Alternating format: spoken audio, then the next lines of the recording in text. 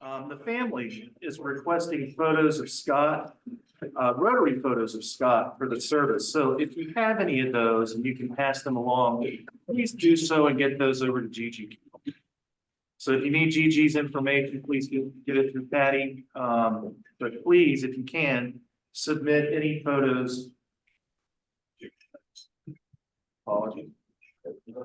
Please submit any Rotary-oriented photos of Scott to Gigi for his service, which will be this Friday, May 17th, 11 a.m.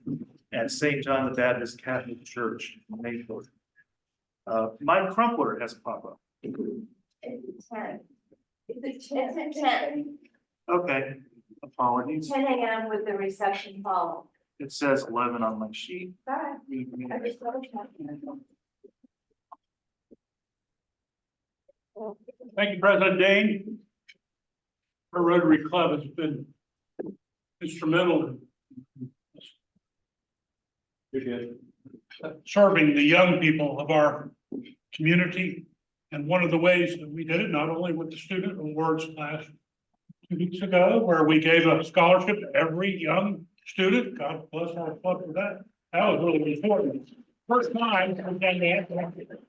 Healthy service, but another way that we serve our young people in our community is this project. This is a 30-year-old project, at least 30 years. Ken probably could tell you better than I. Some of us remember the Read Write from the Start project, and then we added a component, well, another project to it called Safe Sleep, whereby we give every newborn child at St. Vincent's Hospital and UF Health a book to read for the children, and also a shirt to wear for the children. And it's just one way that our Rotary Club serves the youth of our community. So this is a sample that I brought along that shows the project results, whereby the shirt will be put in a little packet along with the book.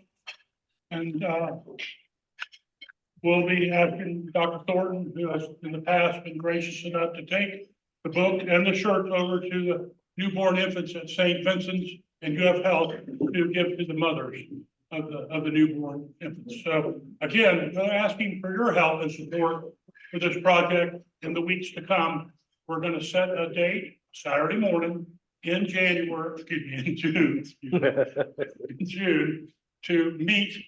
We're going to meet at 4811 Atlantic Boulevard. I'll get together a sign-up sheet with the address and the date and the time on it, date and time for everybody. And so we would hope that folks would come out and take part in this Safe Sleep and Read Write from the Start project in June. Thank you, President Dane. Thank y'all.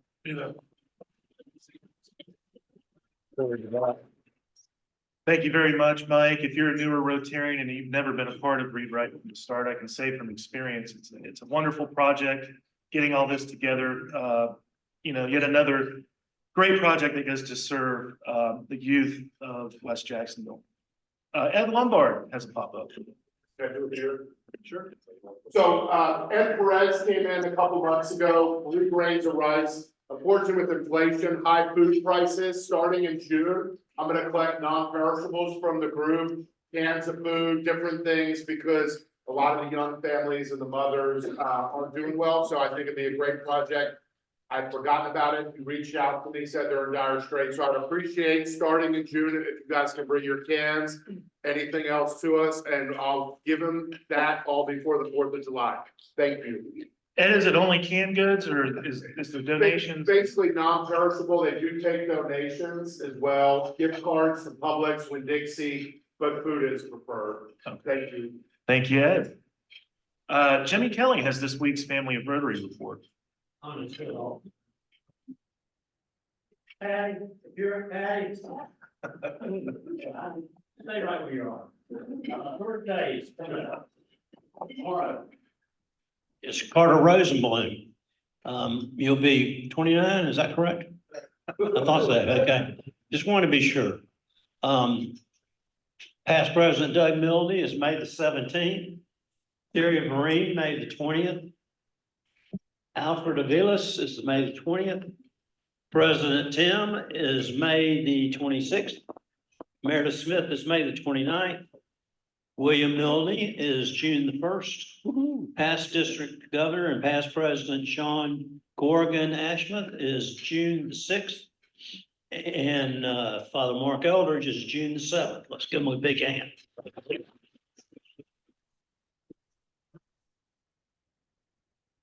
Okay, there's two more. I want to reiterate that we won't be here next week.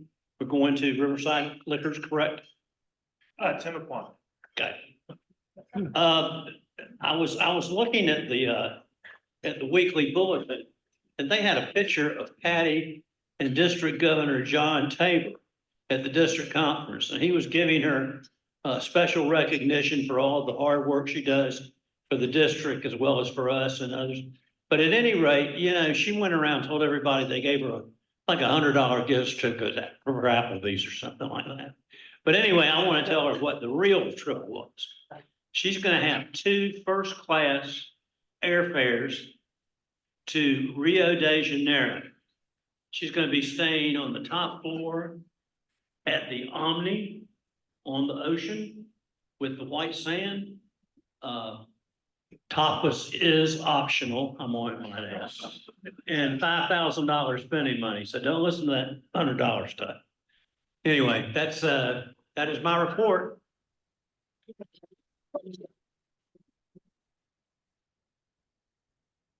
Careful, Jim, you know Patty's family.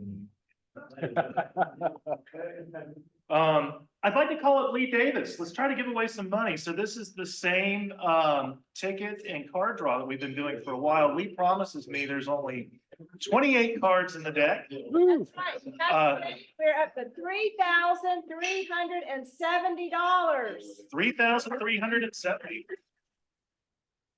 Lee tells me that the odds are not getting any worse, at least. Better chance of winning this than the lottery. All right, let me pick on a couple people here. See Ed, you see the draw the first ticket? I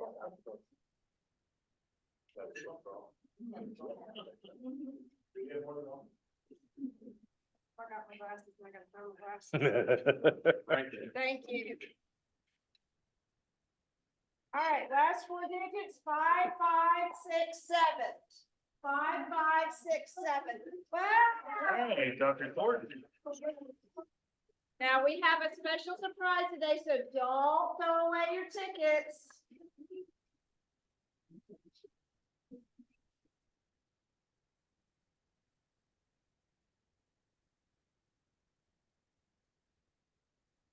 Oh. All right, we're gonna do it one more time this time. So this was the 10. What card was it? This is the 10 of spades.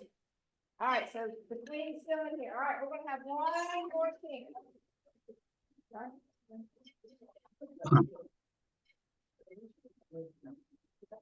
what we read it out. Sure. 0, 6, 8, 5, 5, 5, 6. 5, 5. As good as I can.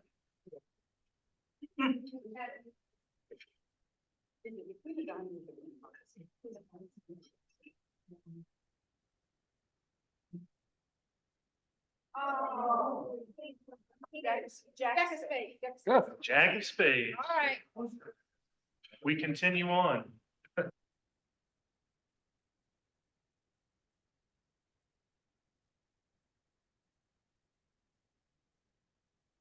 Doing from back here today as well. And we have 2 guests today. Scott Hannigan, will you please introduce your guests? Hi, son. Reed Hannigan. Welcome, Reed. And Past President Sean, please introduce your guests. No, it's my pleasure to introduce, she's really a busy Rotarian, but I want to get to introduce her. This is my good friend and colleague, Amy Leanhoff. I had the pleasure and the privilege of working with Amy at UNF. She's now the Director of Operations and Finance in the Cogden College of Business at UNF. And she's just a phenomenal person. I've been trying to recruit her to our club, trying to recruit her to come out of Rotaract and join us over here. So y'all please give her a warm West Jacksonville.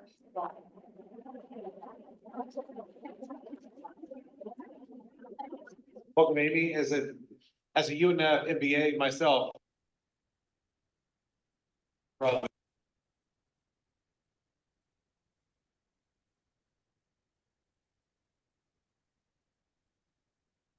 my report. All right, thank you, William. Welcome to Reed and Amy. It's great to have you guys with us today. With that being said, I'd like to call up President-elect Tim Johnson, who's going to introduce today's speaker. All right, President Dane, another beautiful day in Jacksonville, a little cooler than normal, but that's okay. I'm going to introduce Mr. Chris Fischer to you. Now, Chris has led 45 global expeditions unlocking the life history puzzle of white sharks and other keystone species. Aboard the Ocearch, Chris connects fishermen with researchers and is able to gather information about a white shark's migration, reproductive condition, cycle, genetic status, diet, and many other things in a very short period of time. This approach drastically reduces the time and the data deficit that has long existed for large marine animals in the field of research, and it directly addresses the environmental policy paradox for ocean ecology.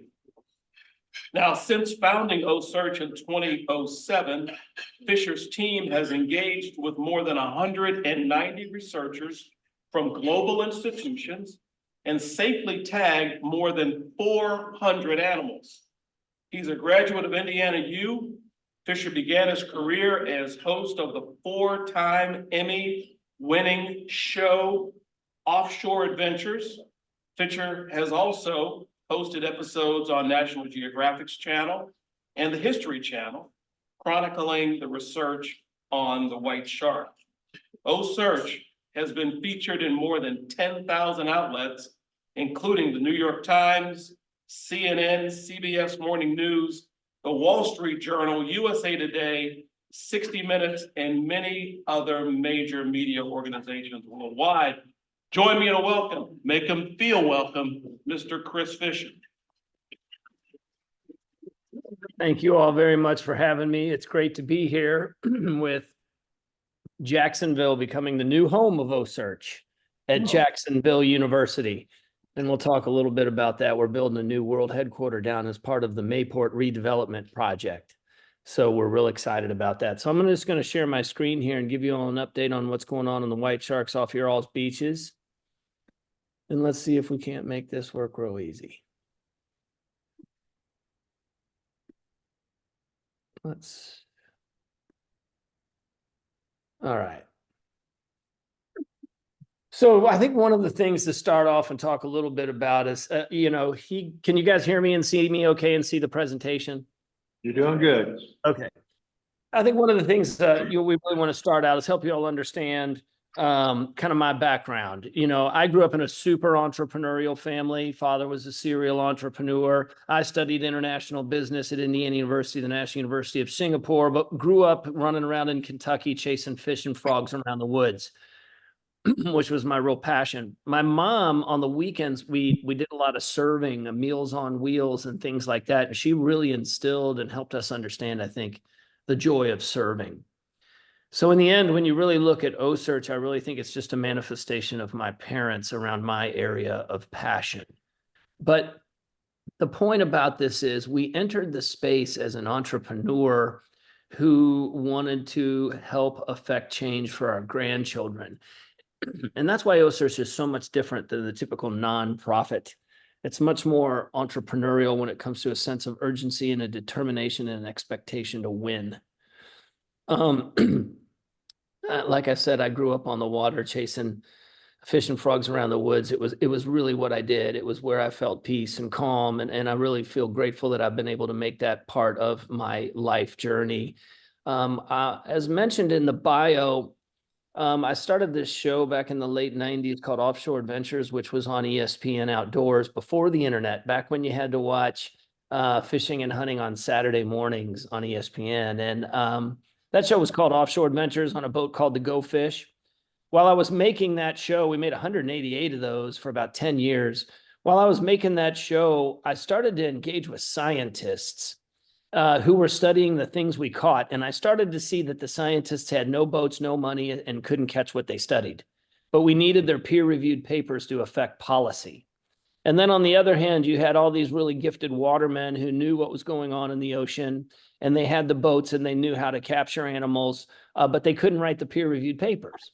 But these two communities didn't trust each other. And so they weren't working together. Thus, the reason why our biggest challenge in moving forward in the ocean is data deficit. We don't have the information to affect policy to bring things back because we don't have the basic information of where they migrate, where they mate, where the nurseries are. We don't know how to manage them back. So while I was making offshore adventures, I started helping billfish scientists, tuna scientists, sailfish scientists, other things. We really started to catch a lot of fish for them and explode knowledge forward and data collection forward. Just to give you some perspective of the gap in knowledge between fishermen and scientists, most people pretty much say the fishermen are 30 years ahead of the science in understanding the ocean, but it's all anecdotal. There's no data collected around it and have it formally published so it can be leveraged. So what we're doing at Ocearch is we've tried to bring these two communities together on a common vision, great-grandchildren first, ocean first. There's no time for the fisherman to think the scientist is arrogant or the scientist to think that the fisherman is, foolish or not smart, whatever. There's just us. And what are we going to do about it if we want our kids to be able to eat a fish sandwich? And so I started to help bring these communities together. I was exploding the data forward. We were exploding the data forward on these species. One of them happened to be a shark scientist. He came to us in 2007. A paper was published. We were down to 9% of our large sharks. And we were seeing complete ecosystems collapse because the sharks are the balance keepers. They are the conductor of the orchestra, the apex predator. So we're down to 9% of our large sharks. Without the sharks, there's no food in the data to manage them back. So the scientists came to us and said, hey, do you think you'll help us with these large sharks around 2006? We started to understand the gravity of the situation and we pivoted. We pivoted from the shiny white boat, the yacht, and the big marlin, and we pivoted to fish for our kids. We pivoted to help scientists around the world collect this fundamental data that was required to make sure our kids could see an operating ocean, which controls our air, our water, and our food. So this is an abundance program, while many people get caught up in the fact that it's a shark program. But it's because our sharks were devastated in 2006, and then we were seeing big problems. Here's a little kind of film to help you kind of understand that.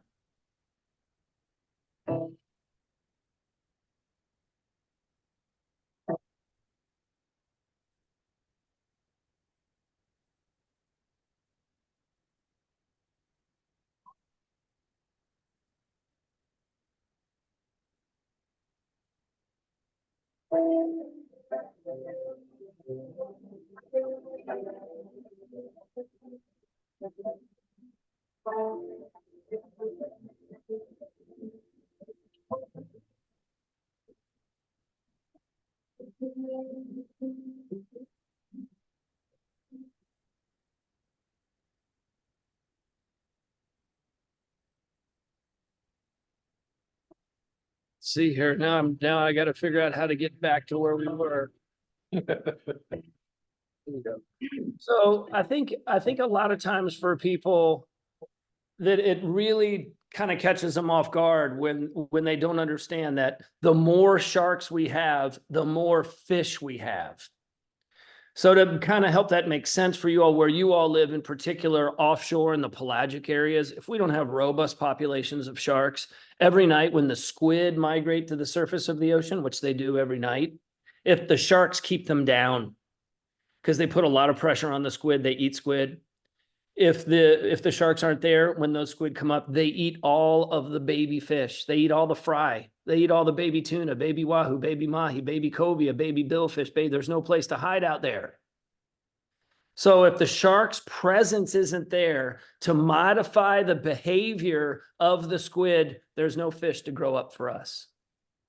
We see up north in the northern latitudes where the seals are located right now, our seals are recovering due to the success of the Marine Mammal Protection Act. You guys can rest well. We've saved our whales, we've saved our turtles, we've saved our seals.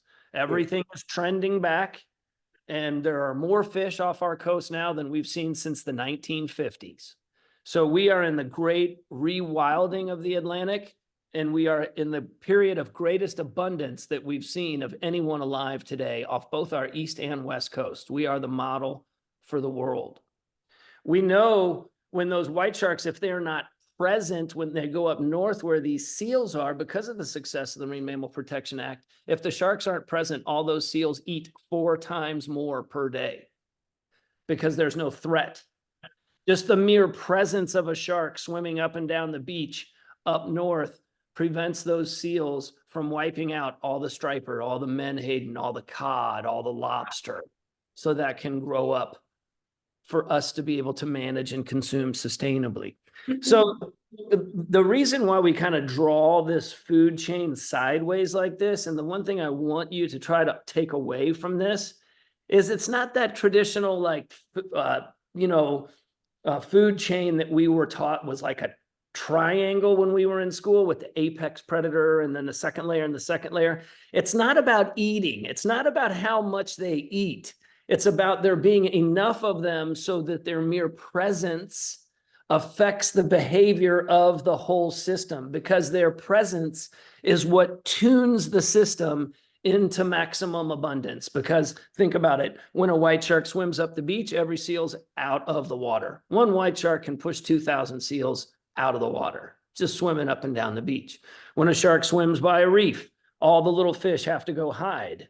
One of the reasons we're losing our reefs is because there's not enough sharks, because all those fish that can pick at the reefs never have to go hide. So they're picking at the reef 24 hours a day instead of having to hide 8 hours a day and just eating for 16 hours a day, or whatever the ratio is for the specific species. So you're looking for these shark numbers to come back because it's their presence at the right volume that tunes the system to maximum abundance.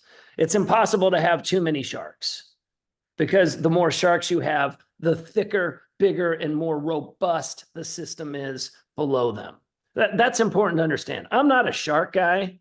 I'm an abundance guy. It's just that the shark, they said the path to abundance was through these large sharks, and they had no data because they were so big. So we pivoted to overcome data deficit, and we needed to kind of bring a bunch of people to do that. So I founded Ocearch. Our first expedition was 2007. We got our nonprofit status in 2012. But its mission was really to bring the practical and the academic together on a common vision to collect the fundamental data as fast as possible to return the system to abundance, because we would know how to manage. And a big part of that is understanding the life of our ocean's giants and our apex predators. One of the things we wanted to do different, I didn't know what the nonprofit box was supposed to look like. I'm an entrepreneur with a cause. Right. And so I'm trying to figure out, how do we do something that no one's ever done before, and how do we fund it in the modern world of connectivity and content creation? So one of the big things I wanted to do to change everything was just open source the whole thing. Everyone's been kept out of science. It's like done in the ivory tower. We don't know what's going on, but it's supposed to be for us. And so I just didn't really feel like you could build a lot of momentum. I'm looking to build a global movement here. And so, we decided to open source the whole thing. So if you follow Ocearch on Instagram or Twitter, or you go to the free Ocearch app or ocearch.org, you can track all of our great white sharks in real time. You'll see the science unfolding in real time, the papers coming out in full time, bringing everyone together. You'll see us up on Capitol Hill managing policy. So we're really different about how we pioneer the research and exploration to collect the initial data. We manage with tremendous discipline the science team to make sure that they publish quickly. And then should that paper require some action, we drive it right to Capitol Hill for policy, because the system is failing. It's too slow. There's no discipline. There's no sense of urgency. And we found that when we tried to work within the normal system that's failing us all right now, the system is what's broken. That's why we have data deficit. You know, we just felt like we had to do things a new way. So I think when you're looking at Ocearch, we are also creating the new way, which is totally open sourced, totally collaborative, totally great grandchildren first, and you share all the content to build scale. One of the things we had to really overcome in the early parts of our work was getting the scientists to collaborate. They did not want to collaborate. Hold on. Ugh. So we've been able, because the ship is so unique.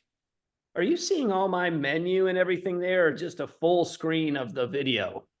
Right now, I've got you minimized on the right side and your screen's taking up 3/4 and it's a complete display of your screen, but it's working well. Okay, okay. So this one unique thing I wanted to tell you, the system, and one of the things we've done at Ocearch, because we have this lift on the ship, which you'll see next, when we can bring the fishermen and the scientists together and everyone's humming on the same mission, it's beautiful when you see things that were impossible for the scientists become very easy, and things that were impossible for the fishermen become very easy for the scientists, right? So in the end, it's easy for us all and we win. And so we do these things that everyone thinks are impossible, but all it is like respect for the trades. We expect and admire the high-level tradesmen as much as we do the PhD, right? Because in the end, the ship's got to work and the fishermen got to catch, or there is no data and there is no PhD, right? So what's most important? It's all the same, right? And then getting the scientist, multidiscipline team to come together was very difficult. You know, the scientist system is very bad. They live in this world of publish or perish, where they have to publish papers to try to get the next grant, which forces them all into silos. And rather than collaborate, they're all competing against each other to publish first. So it radically slows down the rate of learning. And we were able to disrupt that individual approach because the lift in the ship is so unique that it's the only place the scientists can get access to the animals. And so we began to invite all these people who thought they didn't like each other and thought they were competing against each other. And now they're all flourishing in big collaborative teams. Everyone's publishing more and everyone's getting more grants, right? It was fear that drove them into silos. You know, success tends to, get support. And so we're having tremendous success and they're getting more and more support. This is what it looks like when it all comes together perfect. Fishermen and scientists. When you handle an animal of this size, they'll hit you in a completely different way from an emotional standpoint. You feel this awness and respect for the animal, its ancientness, its wisdom, what it's done to provide for us all, a deep level of respect. This is what the body and the makeup of a fully mature female white shark looks like. Likely around a 50-year-old fish, well over 3,000 pounds. She's probably had 15 reproductive cycles, which means she's had maybe up to 100 babies. And some of those babies now are, old enough to be making babies. And they're sexually mature. So she would be, a proper and true matriarch of the ocean, a grandmother of sharks. For the scientists, it adds a whole new data set because we don't have a lot of samples from animals of that size. And so they can test the differences in what her blood chemistry looks like to a subadult white shark or even a smaller mature animal, and certainly juvenile animals. You can look at their organs through an ultrasound because everything is so big and clear. It's different than dealing with a smaller shark.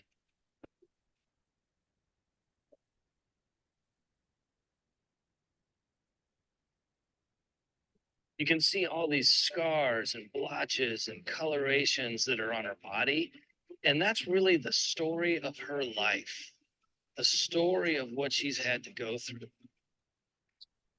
We wanted to give her a name that reflected her ancientness and her awesomeness and her wisdom and what she will share with us and what she's doing for our future.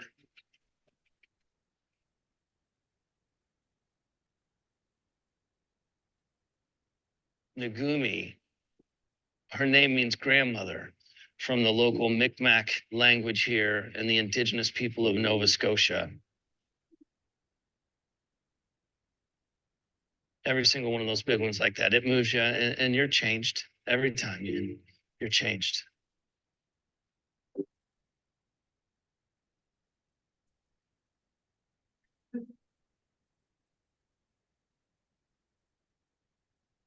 So when you bring people together like that and you get them collaborating, you can see what happens. So now what happens? Imagine back in the day. First of all, one individual scientist in his 20-foot whaler with his intern is not going to work up an animal like this, right? They're going to get themselves hurt.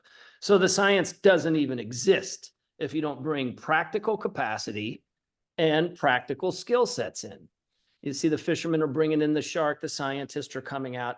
And so what happens is now, we talked about data deficit. Now we're doing 25 research projects on every animal in 15 minutes with a science team of 49 people from 24 different institutions, one of which is UN, who I saw we had in the crowd today. So they've been a great collaborator for the last 7 years or so.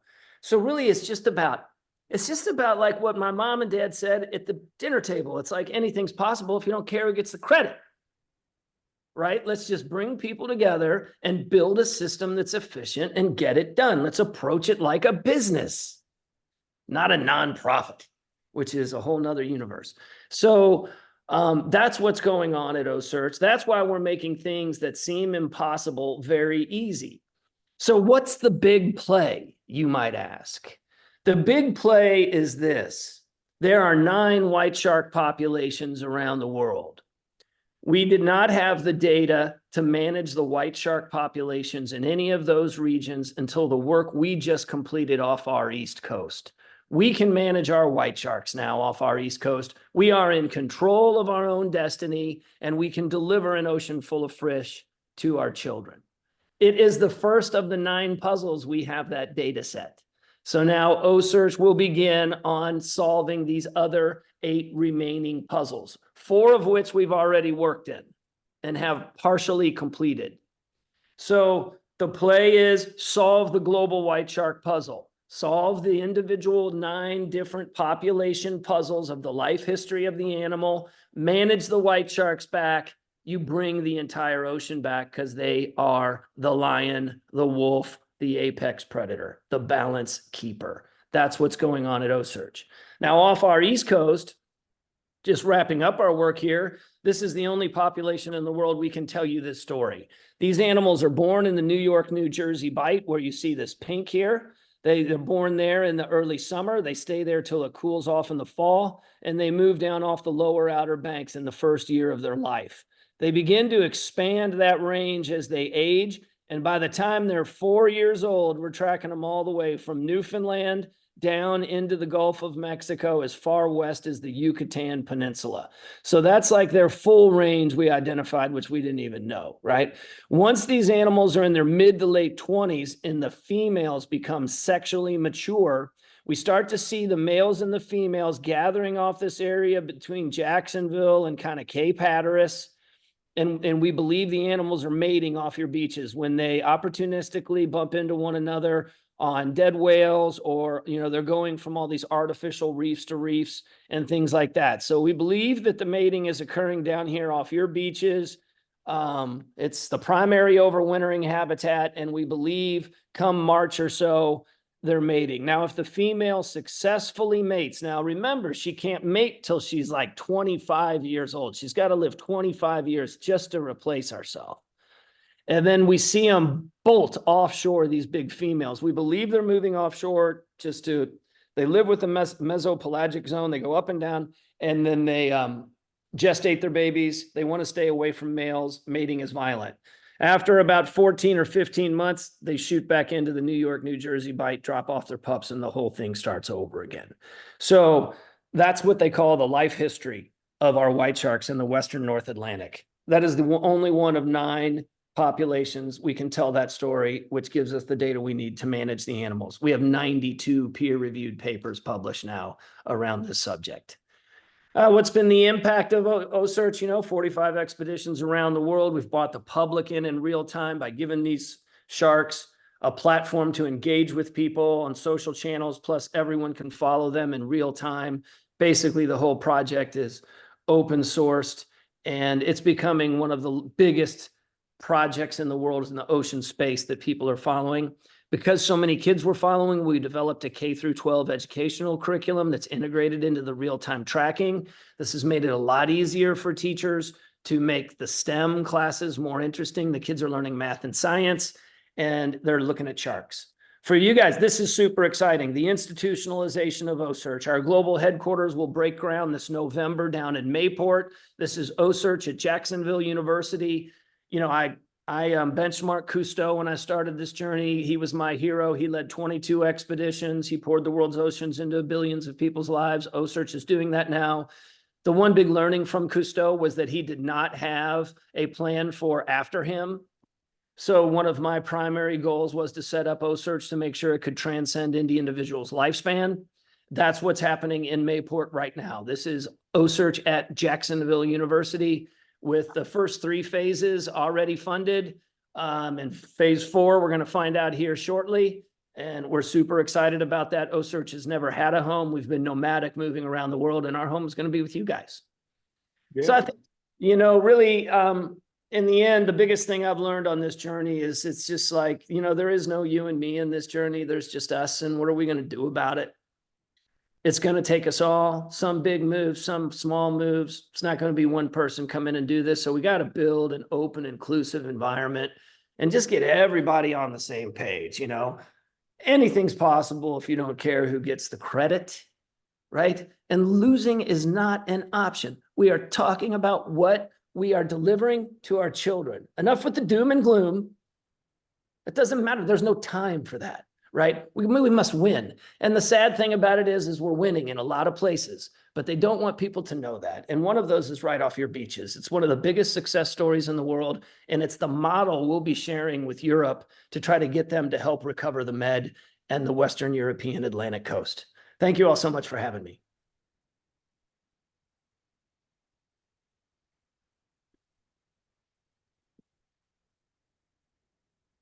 Are we connected here? You guys still there?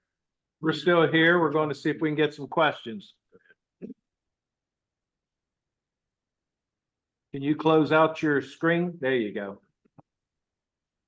Thank you. Thank you, Professor. We've always heard the Chinese, can you hear me? Loud and clear. The Chinese overfish or mass harvesting the sharks. Can you speak to that?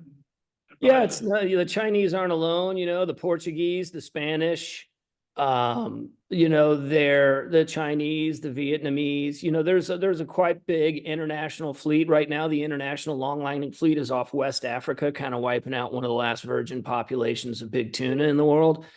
So yeah, oftentimes when I'm on Capitol Hill, and I've had the great fortune of meeting with a few presidents, it's like there's going to come a time when we're going to have to defend our fish stocks, if that's where you're going, because we're winning. Our beaches are abundant. And when you go other places, they're not. And so it's something we need to value, we need to cherish, and we need to protect, because it is the future food of our children. On behalf of the whole club, thank you for your presentation. It was outstanding. My question is, you hear so much about white sharks and their main prey being seals and sea lions and that sort of thing. It's a little surprising to hear that our beaches are sustaining a breeding population off our coast. What are they eating? I mean, what's different with these sharks as opposed to maybe that are, you know, a little older and not in the area?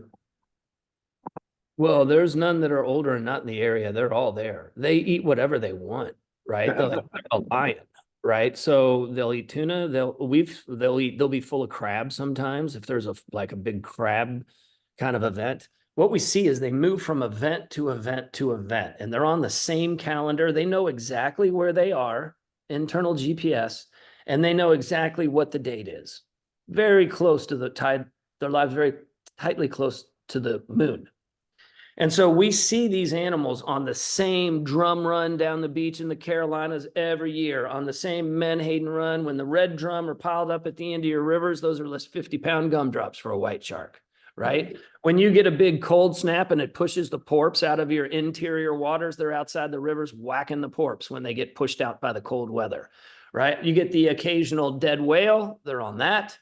But they're on your reefs and artificial ships that have been sunk, and they're managing those systems and taking out the weak, the dead, and the dying, and mostly just affecting the behavior of everything so it behaves the way it needs to, so the system can maximize its abundance. But yeah, the one thing people don't understand, like a white shark can eat a bluefin tuna anytime it wants. Just like a big male lion in Africa can take down an impala anytime it wants. My question, thank you so much, and your enthusiasm is just infectious. I think that this is very, very exciting, and particularly exciting for our area, and then also that area between where we are and Cape Hatteras and that kind of thing. So please pardon this question that I'm going to ask. The influx and the increase of a shark population, what does that mean to people at the beaches? Concerns, will we have people getting more concerned over, oh my goodness, how many sharks are out there, that kind of thing? I think the biggest thing people need to be aware when they go down to beach is how to identify a riptide, right? We got thousands of people drowning. We have less than a dozen people worldwide taken by sharks and fatalities. So it's kind of an irrational fear that doesn't statistically exist. It's far more dangerous to drive down I-95 or walk down the street of any major city than to worry about a white shark. Now, what it does mean when you go down to the beach is it's not the same. So I'm 55, right? I was in Florida in the 70s and the 80s when fishing was very difficult. And so that era, a couple things happened. We were able to walk into the ocean anytime we wanted. We could just like do and walk down and not even look. Right? Which you would never enter the forest or the jungle that way, right? The biggest change in our behavior needs to be to look at the ocean before we go in it, because you're going to see things that people haven't seen since your great granddaddy was alive. And we're seeing that all over. You got the orcas are back. You got, all kinds of, you see these weird things that you're picking up in your Instagram feed. That's the return to abundance that's playing out. So look at the ocean. If there's a bunch of bait there and you're in the middle of a bait migration and birds are crashing on it, there's going to be game fish on that. There's going to be sharks on it. You don't want to swim out into the middle of the food chain. If that's happening, you wouldn't walk into the middle of the elk while a mountain lion's stalking them. You want to look at the ocean, and if it's full of life, sit back and watch a great, Florida Atlantic Ocean safari.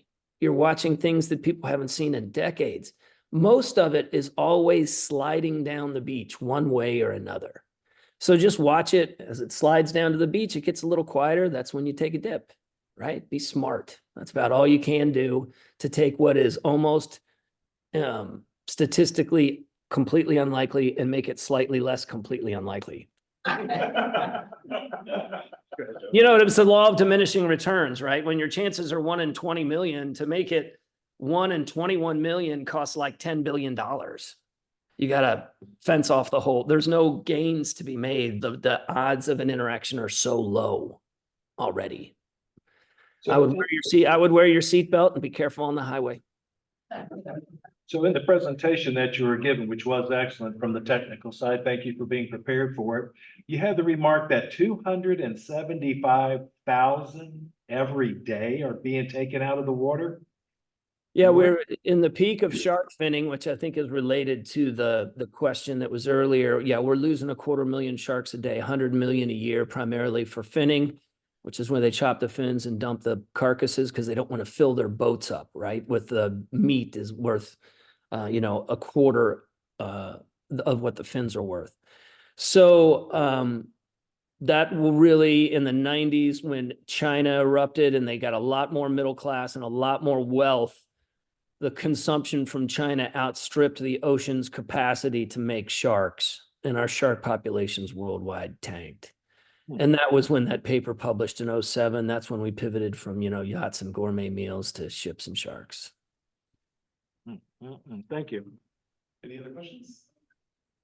President Dane, I think that's it.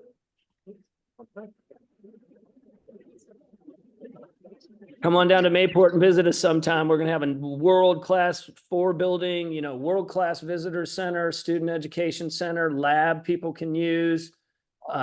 can see while they visit the store, the whole boat shop.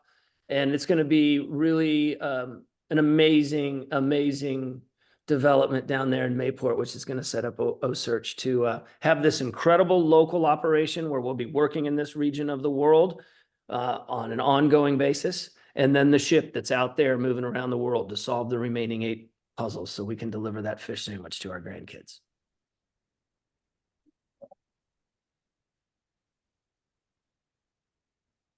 Thank you, Chris. That was great. A couple of reminders before we get out of here today. Once again, there's a board meeting. It's a great way for a makeup. We're going to get started here in about 5 minutes. Once again, past President Scott Emery's funeral is going to be Friday, May 17th at 10 a.m. at the St. John the Baptist Catholic Church in Mayport. Again, there's going to be no lunch meeting next week. There will be a social here at Timaquana at 5:30. So be sure to RSVP on the DAC-DB calendar. And additionally, there's going to be no meeting May 29th due to Memorial. So our next meeting here at Timaquana, our next lunch meeting here at Timaquana is going to be June 5th. And our speaker will be announced at a later point in time. So once again, board meeting in 5 minutes. I'd like to call on Brian London, who's going to lead us in the 4-way test. Please join me in the 4-way test of the things we think, say, or do. First, Is it the truth? second, third, Will build better friendships. fourth. Will be beneficial for all concerned. Thank you all for being here today. Let's go make the world a better place. Where